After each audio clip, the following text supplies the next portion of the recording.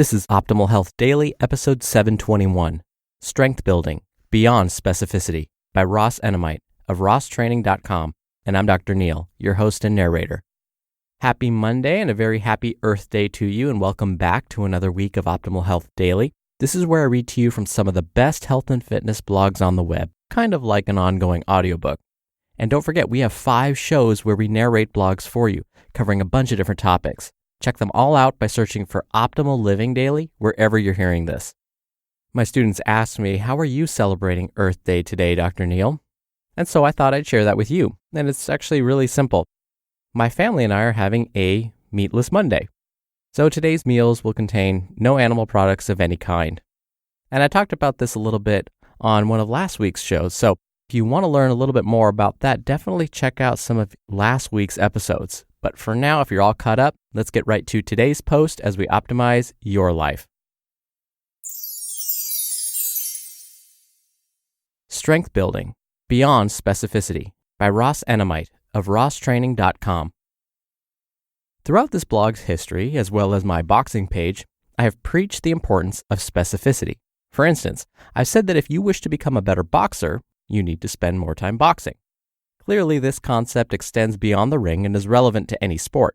Regardless of your event, there is no substitute for specificity and experience. If you wish to progress beyond the norm, you'll need ample time practicing and competing. In many ways, the same logic applies to strength training. If you wish to improve at a particular exercise, you'll need to perform it. For example, if you want to improve your barbell squat, you'd better spend some time under the bar. Once again, the significance of specificity must not be overlooked. With that said, recognizing the importance of specificity doesn't mean that you should limit yourself to repeatedly practicing the same exercise or activity. It is inevitable that you will eventually need to expand your repertoire. During such times, I view my coaching role as that of a problem solver. My job is to identify weak links in the chain and then devise solutions to overcome them. Become a problem solver. In my last entry, I discussed the importance of creativity. There's more to being creative than finding new or different ways to exercise, however. Creativity is also important when seeking solutions to lingering problems. As a coach, you'll only go so far if you limit yourself to traditional thinking. I'm a firm believer that the best coaches spend the bulk of their time thinking outside the box. Unfortunately, many others fail to recognize the importance of creativity and problem solving. Instead, they view hard work or more work as the answer to everything. It isn't always that simple. As much as I encourage working hard, it is imperative that such work is allocated appropriately. Simply doing more of an exercise to fix a problem within that exercise is rarely the answer. There's often better ways to address specific problems. A pull-up based example. To explore the significance of a problem-solving approach, I'll use pull-up performance as an example. One of the most frequent questions that I receive looks something like this. How can I improve my pull-up numbers? The common response to this question would be to spend more time working from the bar. In many ways, that answer wouldn't be wrong. A large part of pull-up strength originates from the pull-up bar. It doesn't take a rocket scientist to know that you'll only get so good at an exercise if you aren't performing it. Once again, though, if there's a weak link within an exercise, it's useful to attack that bottleneck directly. For instance, a weak link that often limits pull-up performance is hand strength. Stronger hands, particularly support grip, almost always translates into better performance from the bar. 1. Support grip. A few years ago, I worked with a client who had above average upper body strength, with the exception of his hands and grip. This individual had never taken the time to develop his lower arms. As a result, he struggled from the pull-up bar unless he was using straps. That was never a problem until he began the application process to become a police officer. He wouldn't be able to use straps when performing pull-ups at the academy. Consequently, he came to me looking to improve his pull-up strength as fast as possible. I immediately recognized that he had plenty of upper body strength, but below average hand grip strength. Thus, the solution to his problem wasn't to just perform more pull-ups. The approach that I took was to attack the bottleneck directly. We needed to improve his support grip strength. One of the primary exercises that we added was a heavy farmer's walk. We also added bar hangs to each pull-up session. These simple additions were included a few days per week. In less than a month, his pull-up numbers had risen considerably. 2. Band resistance. Another pull-up weakness that I've seen in many athletes becomes visible as they approach the bar. In other words, the athlete is strong at the bottom, but noticeably weaker at the top. I first noticed this problem in myself many years ago while progressing with weighted reps. I was always strong at the bottom, but would get stuck a few inches from the bar. Performing more sets or reps with or without weight never seemed to improve this weakness.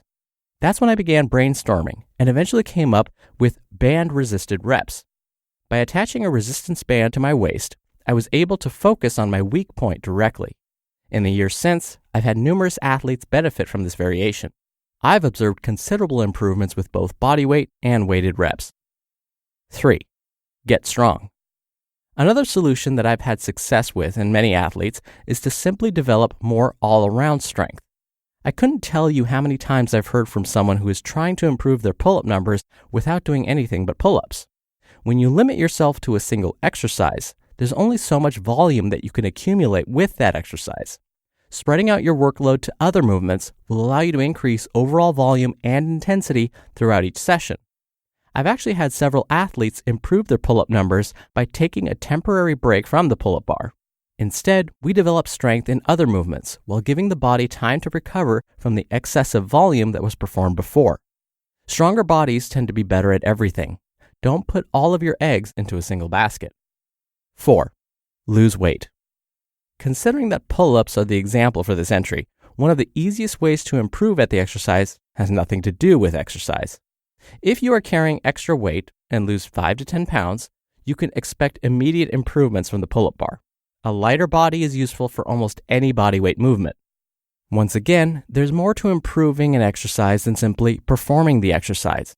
It's imperative that you consider all options when devising your strategy for improvement. Final thoughts.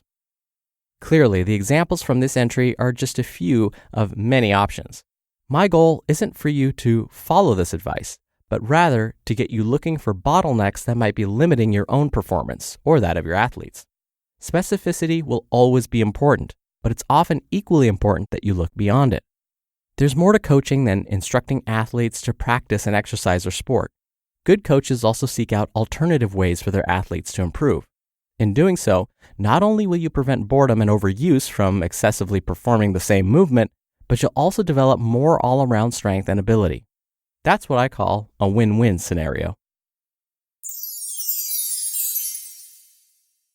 You just listened to the post titled Strength Building Beyond Specificity by Ross Enamait of rosstraining.com. Dr. Neal here for my commentary. I think Ross and I would agree that when we talk about specificity and maybe not doing that specific exercise all the time doesn't mean that you should never do the exercise. In my experience, when folks aren't good at, let's say, pull-ups, since that was the example Ross used, what they'll want to do is say, yeah, sure, let's work on the other exercises that might help me get better at doing pull-ups. But that's just their way of avoiding doing another pull-up.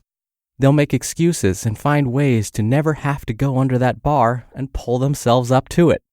And so they'll be happy working on some of the other supportive movements that might help them get that head above the pull-up bar, but they'll never actually end up going back to trying to do another pull-up.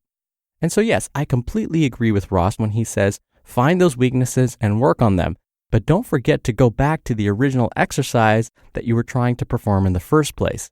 Don't use these other moves as an excuse to avoid doing that specific exercise. And if you're not so great at performing certain exercises, that's okay.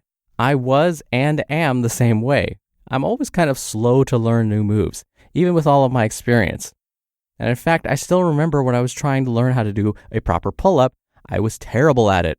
I could not pull myself more than halfway up towards the bar. But I worked on it. I practiced trying to do more pull-ups. I would do assisted pull-ups, but I would also strengthen my chest muscles. I would do bench press. I would do rows. I would do other things to complement those muscles. And then eventually, with practice, I was able to do my first pull-up. So again, don't be afraid to go back and try those specific exercises again, especially the ones that you struggle with. All right, really quickly before I go, you can hear a lot more blogs being narrated to you for free by checking out our other shows. Just search for Optimal Living Daily to find them. All right, that'll do it for the Earth Day episode. Have a wonderful start to your week, and I'll be back here tomorrow as usual, where Optimal Life awaits.